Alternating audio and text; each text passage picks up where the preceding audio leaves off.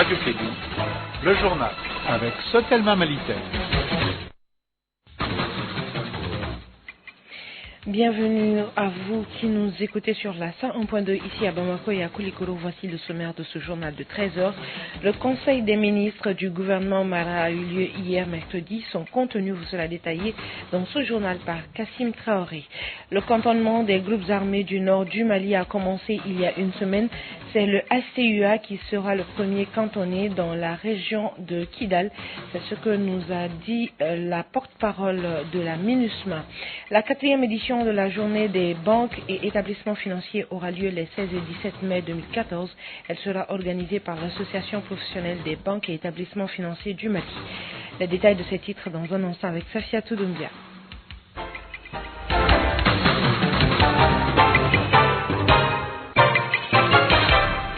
Bonjour et bienvenue à ce journal. Le Premier ministre Moussa Mara a tenu hier son premier conseil des ministres, un conseil à l'issue duquel une annonce a été faite sur la tenue prochaine des négociations politiques sur le statut territorial des régions du nord du Mali.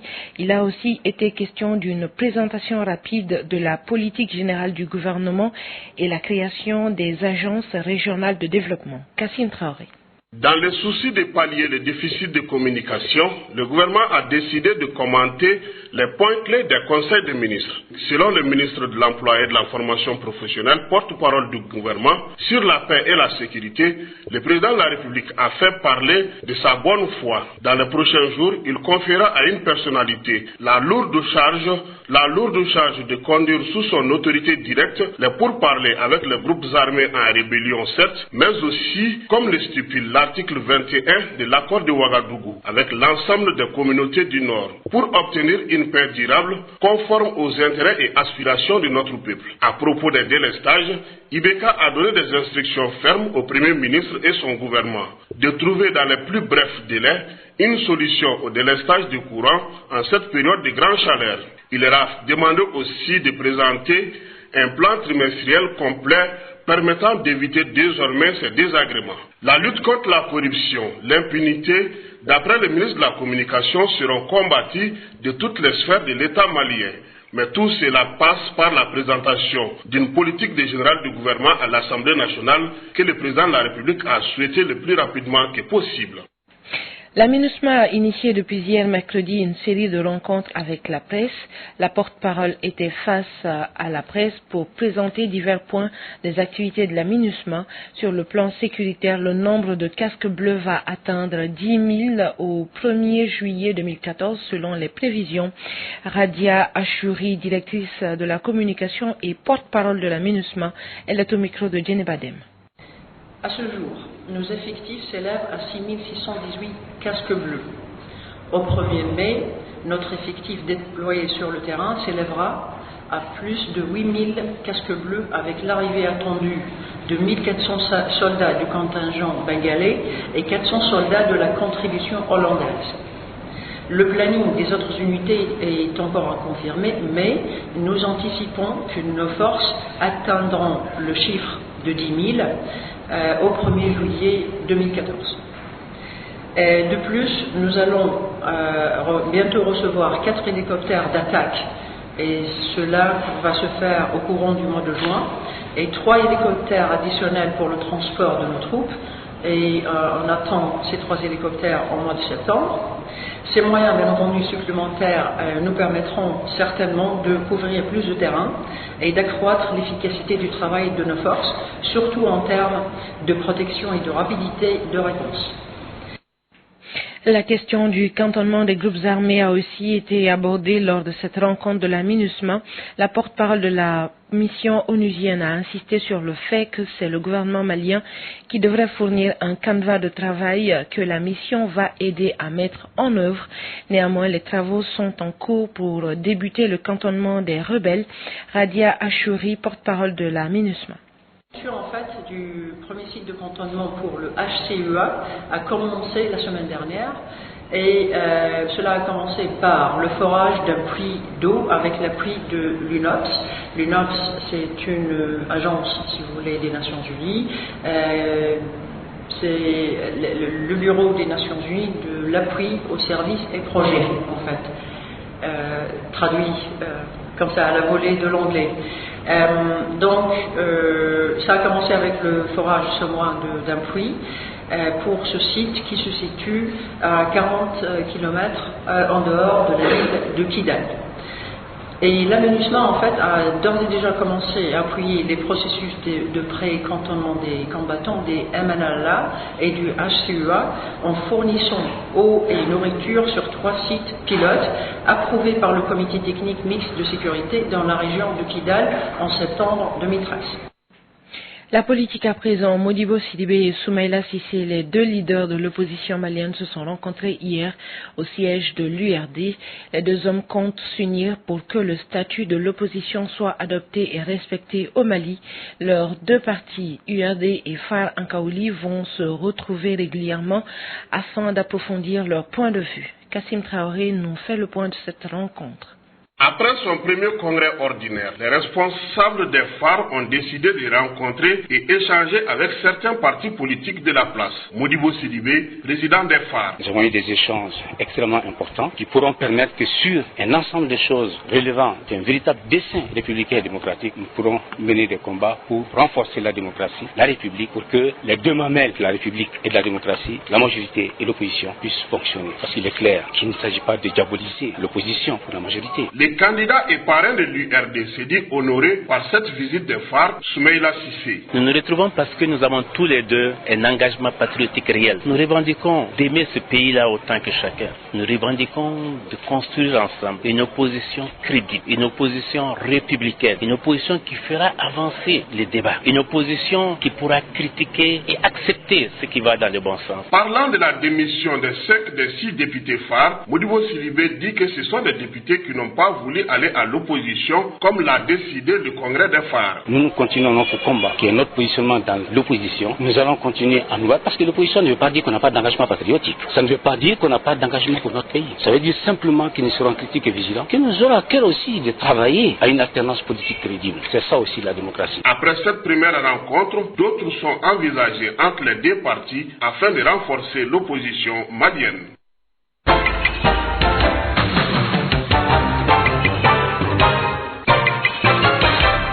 Ouverture ce matin à l'hôtel Radisson Blu d'un atelier interpays de partage entre les coalitions de la société civile pour le repositionnement de la planification familiale en Afrique de l'Ouest. Il a été organisé par le bureau intra-ILF du Mali et va permettre aux organisations de la société civile de former une coalition afin de donner des réponses appropriées pour aider les efforts des gouvernements dans la promotion des méthodes de planification familiale. 3 pays y participent. Il s'agit du Mali, du Bénin et du Sénégal. Les détails avec Dr Cheikh Oumar Touré, directeur pays du bureau intra-ILF Mali. Il est au micro d'André Traoré. Comme vous le savez, nos pays d'Afrique de l'Ouest francophone ont en commun des besoins non satisfaits en termes de planification familiale très élevés. Les chiffres sont de 30% des femmes qui voudraient soit espacer leur grossesse ou limiter les naissances. Elles n'arrivent pas malheureusement pas à le faire à cause des problèmes d'accessibilité géographique ou financière, mais aussi à cause des barrières, de beaucoup de barrières jusque-là socioculturelles qui les empêchent aussi de le faire. Donc cet atelier, c'est un atelier qui permettra aux organisations de la société civile de se mettre ensemble sous forme de coalition et apporter des réponses appropriées pour aider les efforts des gouvernements. Donc avec ces actions des coalitions de la société civile plurielle, il ne s'agit pas seulement des ONG, mais aussi des organisations de femmes, de jeunes, d'artistes, de journalistes, pour booster l'information au niveau des communautés, pour que les gens puissent prendre des décisions éclairées et choisir en toute connaissance de cause la méthode de planification qui peut aller avec eux, et aussi faire de la santé de la reproduction une action pérenne et de longue durée. C'est vrai, on ne dit pas d'arrêter de faire des enfants, mais mieux vaut les espacer. Quand les enfants aussi sont rapprochés, le risque de décès infantile est très élevé. Pour la promotion et la vulgarisation des produits et services bancaires, l'Association professionnelle des banques et établissements financiers du Mali organise les 16 et 17 mai 2014 la 4e édition des Journées des banques et établissements financiers. Le thème principal de cette édition porte sur les effets de la crise malienne de 2012, quel rôle des banques pour la relance économique. Kassim Traoré. Après le succès des 3 précédentes éditions, l'association professionnelle des banques et établissements financiers du Mali lance la 4e édition des journées des banques. Moussa Alassane Diallo, président des banquiers. Ça s'inscrit dans l'optique de la bancarisation de notre économie. Je rappelle que le Mali a un taux de bancarisation de 12% et nous nous fixons un objectif d'atteindre un taux de bancarisation de 20% à l'échéance du 31 décembre 2015. Ces manifestations ont pour objet d'assurer une meilleure information, la sensibilisation, l'éducation financière des populations. Cette 4e édition sera marquée par 2 innovations majeures basées sur les enseignements tirés des précédentes éditions. En amont de l'organisation de ces journées, de rencontrer les étudiants qui sont dans les filières économiques, financières et de gestion. Je pense qu'aujourd'hui, il faut assurer cette adéquation entre l'emploi et la formation. C'est extrêmement important que ceux qui sont en train d'étudier, que nous puissions partager notre expérience professionnelle avec les étudiants. Selon le président des banquiers, si les commerçants des différents marchés de Bamako avaient eu confiance en les banques maliennes, les milliards de nos francs qui sont partis en fumée pourraient être évités. L'opérateur économique, les commerçants qui étaient au marché rose, qui avaient 50 millions, 100 millions, 200 millions, 300 millions, qui a vu partir ces 200 millions, ces 300 millions en fumée, c'est pas lui qu'on va apprendre désormais d'aller déposer son argent en banque, parce qu'il a vécu une expérience triste. Il n'y a pas d'économie faible qui n'empêche pas quelqu'un d'ouvrir un compte. Même quelqu'un qui a 10 000 francs par jour, tu peux ouvrir un compte à la banque. Les festivités de la 4e édition des banques et établissements financiers doivent se dérouler cette année sur 2 radios privées de la capitale malienne. Hors de Bamako, dans le cadre de la coopération décentralisée de la ville de Ségou avec la ville d'Angoulême en France, le conseil communal de la mairie de Ségou a remis des dons à l'hôpital Nianankoro Fomba de Ségou et au centre de santé de Bananink Sabakoro et de Médine. C'était hier mercredi. Le don est composé de matériels médicaux et s'évalue à plus de 190 millions de francs CFA. Douba Dambélé pour une correspondance. Cette action humanitaire est née du souci de la ville d'Angoulême de venir en aide aux populations de la commune urbaine de Ségou. Ousmane Karamogo Simaga, maire de la commune urbaine de Ségou. Les matériels et produits médicaux dont le coût est estimé à peu près à 190 millions de francs CFA sont les témoignages indéfectifs de la ville jumelle de Ségou, j'ai nommé Angoulême en France. C'est le lieu pour le conseil communal de Ségou, à travers ma voix, de remercier très sincèrement la ville d'Angoulême pour son témoignage à l'endroit de la population de la cité des Balanzans. Je voudrais inviter les heureux bénéficiaires à utiliser à bon escient les matériels médicaux, car c'est à ce seul prix que ces genres d'actions se verront renforcés dans la continuité. Cette remise de dons est un plus au renforcement de la qualité des soins. Tcherno Boubacar Sissé, gouverneur de la 4e région. Né de la volonté de l'hôpital Girac et du comité de jumelage de la ville d'Angoulême de soutenir l'hôpital Nianankoro Fomba dans sa quête de la qualité des soins et de renforcement de quelques CESCOM et associations de la ville de Ségou, un conteneur de 40 pieds a été chargé en équipement médico-technique, matériel didactique et autres fournitures, fruits d'un véritable partenariat. La cérémonie d'aujourd'hui démontre à souhait que le jumelage Ségou-Angoulême est au beau fixe.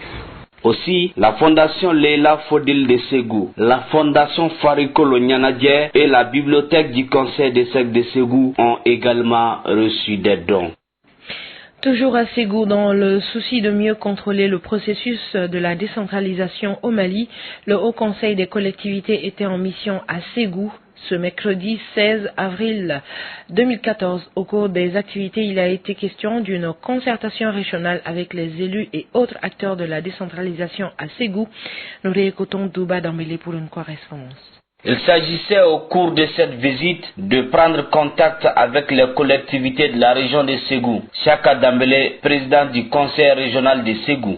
Bien, c'est une visite tout à fait logique parce que le Haut Conseil des collectivités, c'est l'institution qui normalement doit veiller à l'aboutissement du processus de la décentralisation. Donc tout ce qui concerne la collectivité territoriale, c'est leur affaire. Leur visite à Ségou se cadre bien dans le suivi des actions des structures de décentralisation des collectivités territoriales et en même temps s'enquérir des problèmes que ces collectivités ont et pour pouvoir porter ça au niveau le plus haut. C'était aussi une restitution des missions du Haut Conseil des collectivités aux acteurs de la décentralisation à Ségou. Mamadou Satigui, chef de la mission. concertation régionale que le Haut Conseil organise habituellement afin de prendre contact avec tous les acteurs de la décentralisation, je veux dire élus, autorités, société civile, et pour restituer les missions, les sessions du Haut Conseil des collectivités, pour recueillir les problèmes que vivent les acteurs à la base et remonter à qui des droits. Il s'agit entre autres de se concerter entre nous, autorités administratives et politiques, autour des problèmes de la décentralisation, je veux dire le développement local et régional. Au cours de leur séjour à Ségou, les missionnaires du Haut Conseil des collectivités ont visité les structures réalisées par les collectivités de Ségou.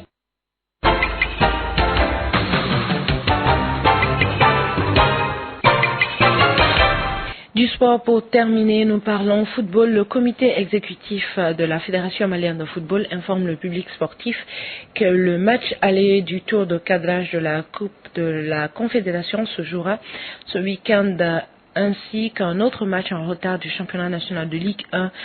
Sekou Kone nous donne l'agenda de la semaine. Pour le compte des matchs aller du tour de cadrage de la Coupe de la Confédération Orange 2014, l'AS Real de Bamako reçoit les Djoliba Athletic Club. Les matchs auront lieu ce dimanche au stade Modibo Keïta à partir de 17h. Les arbitres sont guinéens. Yacouba Keïta, assisté de Sidiki Sidibé et de Abdel Arafi, avec comme quatrième Sekou Ahmed Touré. Le commissaire de match est Idrissa Sarr de la Mauritanie. Par ailleurs, les aiglonnés maliens s'envoleront ce jeudi pour Lomé dans la capitale togolaise. Les poulains de Baïba participeront à la présente CAP 2014 prévue du 19 au 28 avril, une compétition de la zone B de l'Union des fédérations ouest africaines de football UFOA, première du genre initiée dans le cadre de la célébration de la fête de l'indépendance du Togo. 6 pays sont répartis en 2 groupes de 3. Le groupe A est composé du Togo, pays hôte, du Bénin et de la Côte d'Ivoire. Dans le groupe B, on retrouve le Mali, le Niger et le Nigeria. Les matchs d'ouverture auront lieu ce samedi entre le Togo et le Bénin. Le Mali entre en lice le lundi contre le Niger. Ici au plan national, les matchs en retard comptant pour la 12e journée du championnat de Ligue 1 entre les 11 créateurs et les Debo Clubs se jouent ce vendredi à 17h au stade Mamadou Konaté. Merci beaucoup Sekou Kone pour ces informations, et c'est ce qui met fin à cette édition de 13h qui vous a été présentée par Sophia Toudoumia, mise en onde par Sekou Kone, un autre Sekou Kone, voilà. Donc, retrouvez tout à l'heure un autre Sekou Kone, le même que vous venez d'écouter en sport, en langue bamanan cette fois-ci, avec Ousmane Traoré pour l'émission sport de Credo Info. Et de passage, nous souhaitons prompt rétablissement à Djibril Kaba, qu'il nous revienne vite.